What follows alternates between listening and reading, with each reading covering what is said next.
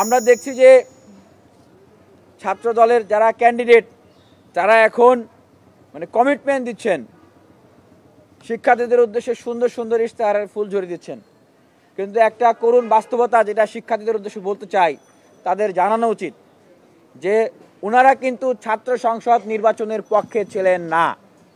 আবারও বলছি, বাংলাদেশ জাতীয়তাবাদী ছাত্রদল আজকে যে ডাকসু নির্বাচন হচ্ছেন, ওনারা এই ডাকসু নির্বাচনের পক্ষে ছিলেন না।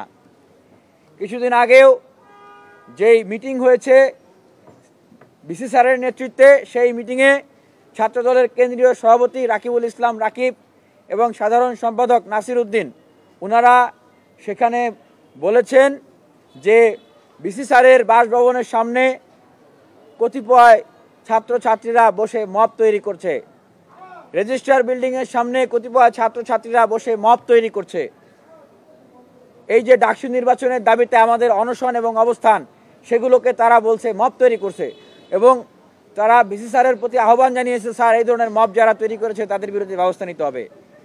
তো যারা ডাকসুর এই আমরণ অনশন আন্দোলনকে মব বলেছে, যারা ডাকসুর এই আন্দোলনে আমরা যারা আন্দোলন করেছি আমাদের বিরুদ্ধে বিসি স্যার, মাননীয় বিসি স্যারকে ব্যবস্থা নিতে বলেছেন, ওনারা আজকে শিক্ষার্থীদেরকে ডাকসু নির্বাচনের ইশতেহার দিচ্ছেন, কমিটমেন্ট দিচ্ছেন।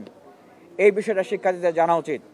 একদিকে বলছেন ওনারা নির্বাচিত হলে বিশ্ববিদ্যালয়ে গেস্টরুম গণরুম কালচার থাকবে না, অন্যদিকে জুলাই অভ্যুত্থানের কমিটমেন্টকে ব্রেক করে ওনারা শিক্ষার্থীদেরকে আতঙ্কিত করে হলগুলোতে ওনারা কমিটি দিচ্ছেন।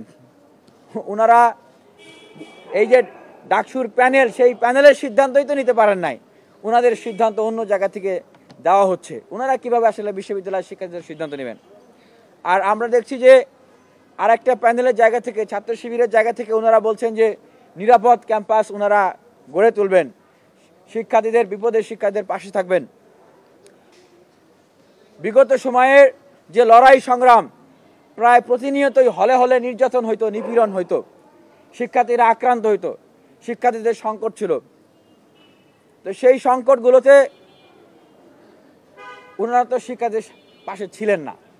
কথা হলো ওনারা মানে আবার যদি কোনো প্রতিকূল পরিবেশ তৈরি হয়, নিজেদের নিরাপত্তাই আসলে নিজেরা দিতে পারবেন কিনা, সেইটাই এখন প্রশ্ন। ওনারা শিক্ষার্থীদের নিরাপত্তা কিভাবে দিবেন?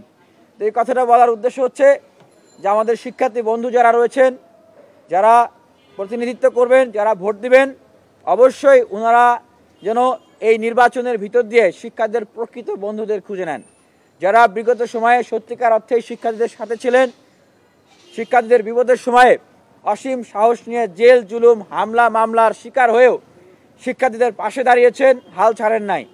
অভ্যুত্থান পরবর্তী সময়ে শিক্ষার্থীদের পাশে ছিলেন। আমরা আশা করি শিক্ষার্থীরা সেই বিষয়গুলো খোঁজখবর নেবেন, বিবেচনা করবেন এবং ভবিষ্যতেও শিক্ষার্থীদের পাশে অঙ্গীকার নিয়ে যারা থাকবেন সেই বিবেচনা করে আসলে শিক্ষার্থীরা তাদেরকে মূল্যায়ন করবেন।